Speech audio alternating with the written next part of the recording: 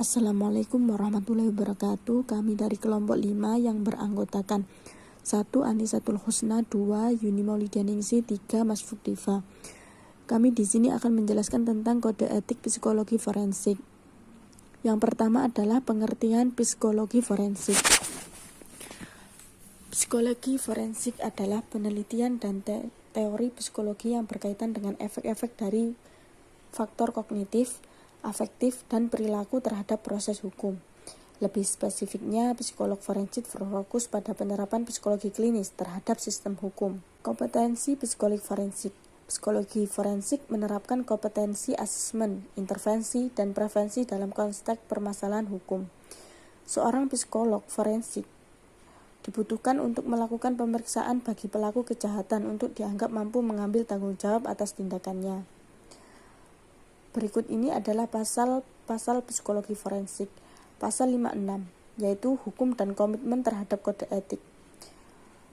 Yang pertama, psikologi forensik adalah bidang psikologi yang berkaitan atau diaplikasikan dalam bidang hukum, khususnya peradilan pidana. Yang kedua, ilmuwan psikologi forensik melakukan kajian atau penelitian yang terkait dengan aspek-aspek psikologis manusia dalam proses hukum, khususnya peradilan pidana. Psikolog forensik adalah psikolog yang tugasnya memberikan bantuan profesional psikologi berkaitan dengan permasalahan hukum, khususnya peradilan pidana. Yang ketiga, psikolog atau ilmuwan psikologi yang menjalankan tugas psikologi forensik wajib memiliki kompetensi sesuai tanggung jawab yang dijalaninya, memahami hukum di Indonesia dan implikasinya terhadap peran tanggung jawab, wewenang, dan hak mereka. Yang keempat, psikologi atau ilmuwan psikologi menyadari adanya kemungkinan konflik antara kebutuhan untuk menyampaikan informasi dan pendapat dengan keharusan mengikuti hukum yang ditetapkan sesuai sistem hukum yang berlaku. Psikolog atau ilmuwan psikologi berusaha menyelesaikan konflik ini dengan menunjukkan komitmen terhadap kode etik dan mengambil langkah-langkah untuk mengatasi konflik ini dalam cara yang dapat diterima. Yang kedua, pasal 57, kompetensi. 1. Praktik psikologi forensik adalah penanganan kasus psikologi forensik terutama yang membutuhkan keahlian dalam pemeriksaan psikologis. Pemeriksaan psikologi seseorang yang terlibat kasus peradilan pidana yang bertujuan membantu proses peradilan dalam penegakan kebenaran dan keadilan.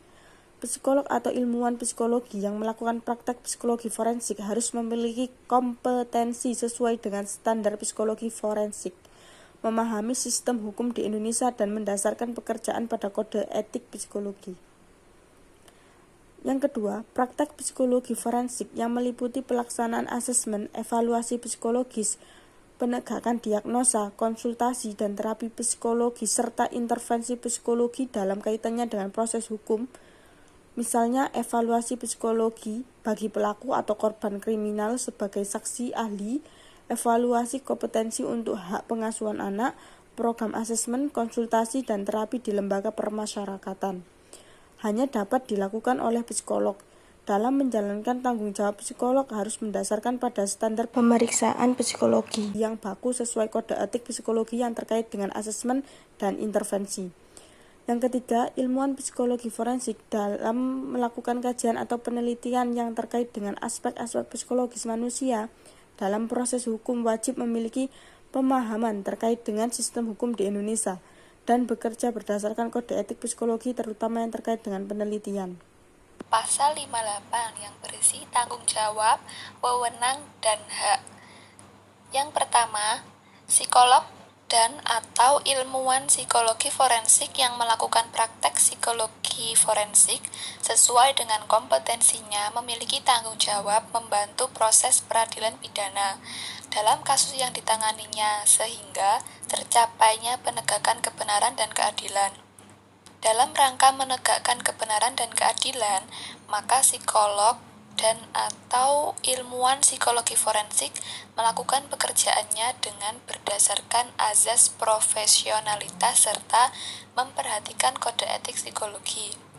Yang kedua, psikolog forensik memiliki wewenang memberikan laporan tertulis atau lisan mengenai hasil penemuan forensik atau membuat pernyataan karakter psikologi seseorang hanya sesudah ia melakukan pemeriksaan terhadap pribadi yang bersangkutan sesuai standar prosedur pemeriksaan psikologi untuk mendukung pernyataan atau kesimpulannya.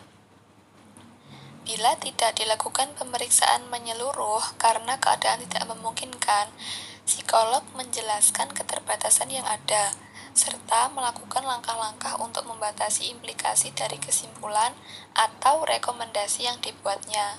Ketiga, psikolog dan atau ilmuwan psikologi forensik yang dalam menjalankan pekerjaan di bidang psikologi sudah menjalankan tanggung jawabnya sesuai dengan standar, maka memiliki hak untuk mendapat perlindungan dari HIMSI atau Himpunan Psikolog Indonesia jika ia mendapatkan masalah terkait dengan hukum. Pasal 59, pernyataan sebagai saksi atau saksi ahli. Pertama, psikolog dalam memberikan kesaksian sebagai saksi ataupun saksi ahli harus bertujuan untuk menegakkan kebenaran dan keadilan. Dan dalam menyusun hasil penemuan psikologi forensik atau membuat pernyataan dari karakter psikologi seseorang harus berdasarkan standar pemeriksaan psikologi.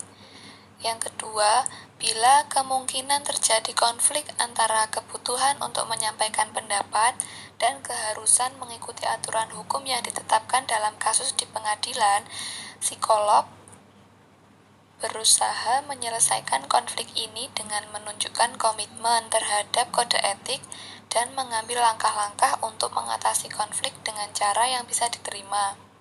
3. Bila kemungkinan ada lebih dari satu saksi atau saksi ahli psikolog, maka psikolog tersebut harus memegang teguh prinsip hubungan profesional sesuai dengan pasal 19 buku kode etik. 4. Bila harus memberikan kesaksian atau menyampaikan pendapat selaku saksi atau saksi ahli yang melakukan pemeriksaan, sejauh memang diizinkan oleh hukum yang berlaku di Indonesia. Psikolog atau ilmuwan psikologi harus tetap dapat bersikap profesional dalam memberikan pandangan serta menjaga atau meminimalkan terjadinya konflik antar berbagai pihak. 5. Bila terdapat lebih dari satu saksi atau saksi ahli psikolog di pengadilan dan bila kemungkinan terjadi konflik antar psikolog dalam suatu proses pengadilan yang ditanganinya, maka psikolog dapat meminta HIMSI untuk membantu penyelesaian masalah dengan memberikan kesempatan untuk menyelesaikan permasalahan berdasarkan standar pemeriksaan psikologi dan kaidah ilmiah psikologi. 6.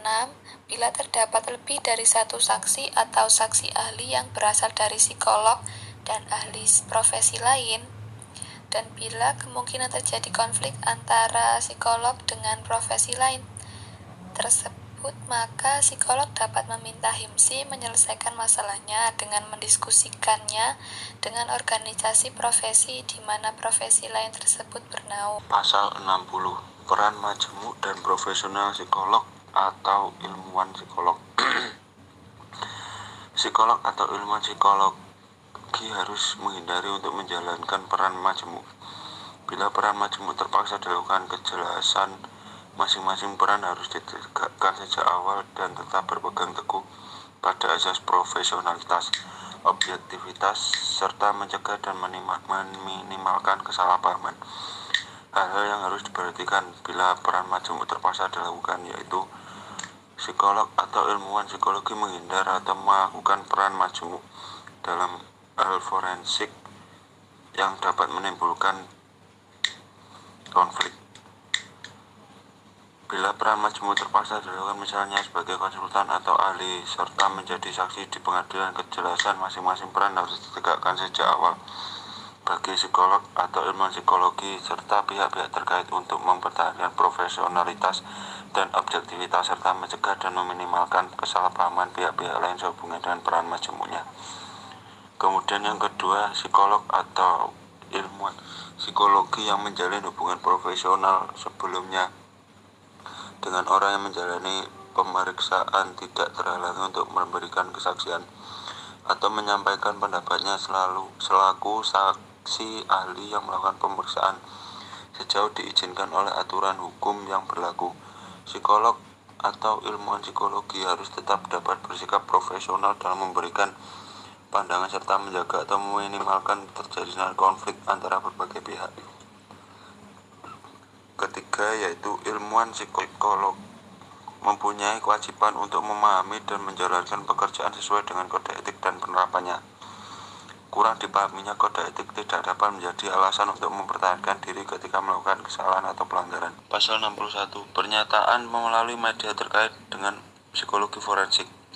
Psikolog atau ilmuwan psikologi yang melakukan pelayanan psikologi dapat memberikan pernyataan pada publik melalui media dengan mempertimbangkan hal-hal berikut, yaitu hanya psikolog yang melakukan pemeriksaan psikologi terhadap kasus hukum yang ditanganinya yang dapat memberikan pernyataan di media tentang kasus tersebut. Psikolog dapat membuat pernyataan di media tentang suatu gejala yang terjadi di masyarakat. Jika ia tidak melakukan pemeriksaan psikologis, maka hal ini harus dinyatakan pada media dan pernyataan yang disampaikan bersifat umum dan didasarkan pada kaidah prinsip psikologi sesuai dengan teori atau aliran yang diikuti. Pernyataan di media harus mempertimbangkan kepentingan masyarakat, hak subjek yang diperiksa seperti asas praduga tak bersalah pada pemeriksaan psikologis pelaku atau hak untuk tidak dipublikasikan, dan telah mempertimbangkan batasan kerahasiaan sesuai dengan pasal 24 buku kode etik ini. Sekian dari kelompok kami. Terima kasih. Wassalamualaikum warahmatullahi wabarakatuh.